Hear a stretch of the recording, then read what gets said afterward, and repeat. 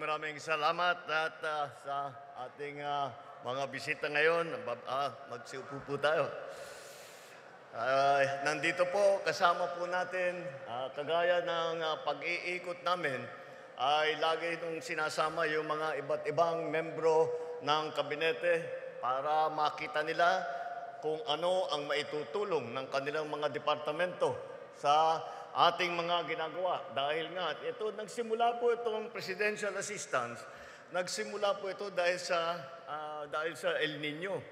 At wala talaga natuyot lahat, kaya kailangan natin tulungan ang ating mga magsasaka at saka ang ating mga ngisda. Kaya unang-una po, ang sinama ko po, Department of Agriculture Secretary Kiko Laurel. Andyan din po para maganda ang koordinasyon sa gitna ng national government at saka ng local government. Andito po ang Secretary ng DILG, Secretary John Vic Remulla. At saka ang laging first responder ng national government. Sa pagka may sakuna, pagka may disaster, siya po ang nauuna galing sa national. Dahil ang nauuna naman talaga lagi ang mga local. Pero pagka nakapasok na ang national, siya po ang nauuna, ang ating DSWD Secretary Rex Gatchalian.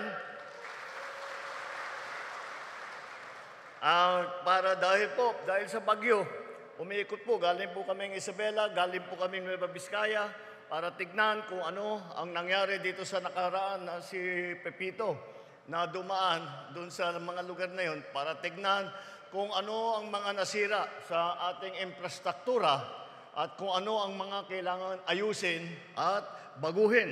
Andito po ang ating Secretary ng DPWH, Secretary Manny Bunuan. Ito po siguro kilala na ninyo at hindi ko na kailangan ipakilala ang ating DAR Secretary, Secretary Conrado Estrella. Dahil din po sa bagyo, ay ganun din po, tinitignan po ng ating Secretary of Energy kung ano ang gagawin para maibalik ang kuryente sa mga lugar na sa ngayon ay wala pang kuryente dahil maraming naging problema, nagbagsakan ang mga poste, nasira ang mga wiring. Kaya nandito po ang Department of Energy Secretary po Pulutilla. Ang kinatawan ng ikalimang distrito ng Pangasinan, Ramon Guico Jr., ang kinatawan ng ikatatlong distrito ng Pangasinan, Rachel Arenas, Gobernador ng Lalawigan ng Pangasinan, Ramon Guico III, at ang Vice Gobernador ng Pangasinan, Mark Ronald Lambino. Alkalde ng Bayan ng Lingayon, Leopoldo Batawil, at iba pang mga lokal na punong ehekutibo na nandito na ating kasama, lahat ng mga opisyal, mga mayor na nandito, nakita ko yung mga ibang mayor ng Pangasinan ay nandiyan, mga board member, barangay officials at lahat po ng aking kasamahan sa pamahalaan. At ang pinaka-importante na kasama natin dito ngayon ay kayo po ang mga beneficiary dito sa ating ibinibigay na presidential assistance. Mga minamahal kong kababayan, magandang araw po sa inyong lahat. Nagtitipon tayo hindi lamang upang magbigay ng tulong sa ating mga mamamayan, kundi upang maghatid ng suporta at pag-asa para sa lahat ng naapektuhan ng magkakasunod na bagyong tumama sa ating bansa. Sa nagdaang mga linggo, naramdaman natin ang hagupit na kalikasan na dulot ng climate change o pagbabago ng klima. Ngunit kasabay nito, nasaksihan din natin ang diwa ng ating bayanihan.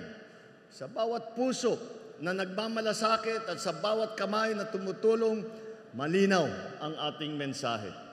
Sa harap ng unos, hindi tayo nag-iisa. Sa puntong ito, nais kong pasalamatan ang ating mga ahensya, lokal na pamahalaan, organisasyon at individual na patuloy na ibinibigay ang kanilang makakaya upang mabilis na maihatid ang tulong sa mga nangangailangan. Higit sa lahat, taus-puso akong nagpapasalamat sa ating mga first responder na hindi alintana ang panganib, masiguro lamang ang kapakanan at kaligtasan ng ating mga kababayan. Yan po, yung ating mga first responder, yung mga local na official, yung ating mga LGU executives, yung ating mga pulis, yung ating mga iba't ibang departamento ng probinsya, at yung mga national offices na nandito sa probinsya na tumulong din sa naging first responder din. Ay maraming salamat dahil alam ko naman ay patuloy ang inyong trabaho dahil nagbago na nga ang klima ngayon. Dati pagka may bagyo, pagdaan ng bagyo, saka tayo papasok at gagawin natin lahat. Magbibigay tayo ng relief goods, magbibigay tayo ng tulong. At pagkatapos niyan, babalik na kami, uuwi na kami ng Maynila. Ngunit ngayon, dahil sa 23 araw na nakaraan, dumaan ang 6 na bagyo. Kaya't wala pong pahinga, wala pong mga tulog yan. Yung iba hindi na kumakain dahil sa dami ng trabaho para maihatid ang tulong sa mga nangangailangan. Kaya't maraming salamat. At yung pagod at ang sakripisyo ninyo ay maraming nasalba na tao at maraming natulungan na tao na naghihirap dahil sa mga nasalanta dahil sa mga bagyo. Ngayong araw, ihahatid natin ang suporta at malasakit para sa mga magsasaka, mangingisda at kapuspalad ng pamilyang Pangasinense na labis na naapektuhan ng mga nagdaan na bagyo. Sa pangunguna na tanggapan ng Pangulo, maglalaan tayo ng tig 10,000 piso para sa 5,000 magsasaka at mangingisdang na benepisyaryo. Layunin itong maging unang hakbang upang makaahong muli ang inyong mga kabuhayan. Kasama ng Department of Agriculture, kasama ng DSWD at DOLE, titikin din natin na matutulungan ang bawat pamilyang naapektuhan ng bagyo upang manumbalik ang sigla ng inyong pamumuhay. Kaugnay nito, inaatasan ko ang ating mga ahensya at mga lokal na pamahalaan na lalo pang paigtingin ang pagtugon sa pangangailangan ng mga Pangasinense. Inaatasan ko naman ang DSUD, yung ating housing, at ang DSWD na maging masigasig sa paghahandog ng pansamantalahang tirahan para sa mga pamilyang nasalanta.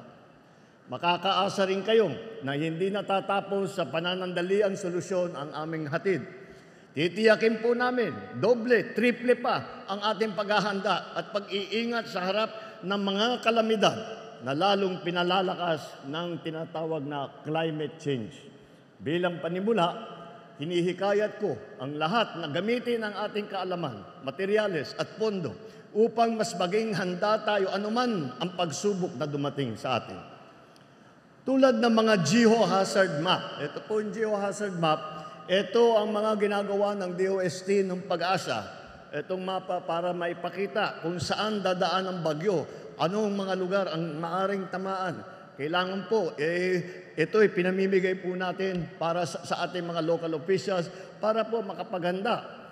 Ito'y para gabayan ang mga lokal na pamahalaan sa pagtiyak ng kaligtasan sa mga lugar na kanilang sinasakupan. Sa wastong paggabay at paggamit ng impormasyon na ito, may iwasan natin ang malalang pinsala ng mga sakuna, lalong-lalo na ang pagkawala ng buhay. Dahil po sa ganitong klaseng sistema, may pagmamalaki po natin dito sa nakaraang pepito sa buong Pilipinas, di po tayo nagkaroon ng casualty ni isang Pilipino hindi namatay dahil sa ating paghanda sa pagdating ng bagyo. Para naman sa ating mga magsasakang labis din na naapektuhan ng nakaraang sakuna, patuloy tayong lumikha kasama ang mga siyentipiko ng makabagong kagamitan sa pagsasaka na matibay at angkop sa pagbabago-bagong panahon. Makakaasa rin kayong may nakahanda tayong lagi na buffer seed at iba pang assistance ng sa gayon ay matulungan namin kayo sa pagpapalakas muli ng inyong sakahan. Inaatasan ko na rin ang Department of Agriculture na pakikipagtulungan sa ibang sangay ng pamahalaan na siguraduhin matulungan ang mga apektado magsasaka at mga mangingisda. Mga kababayan, ang laban na ito ay laban natin lahat.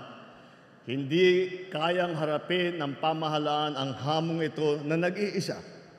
Naniniwala ako na sa pagkikipagkapwa at pagtutulungan ng bawat Pilipino na sabay-sabay, nakapit-bisig, ay magtatagumpay din tayo.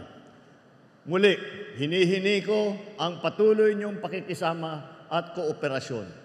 Sama-sama natin itayo ang isang bagong Pilipinas na mas ligtas, mas handa, mas maunlad. Isang bansang may malasakit, pakikipagkapwa at pagkakaisa.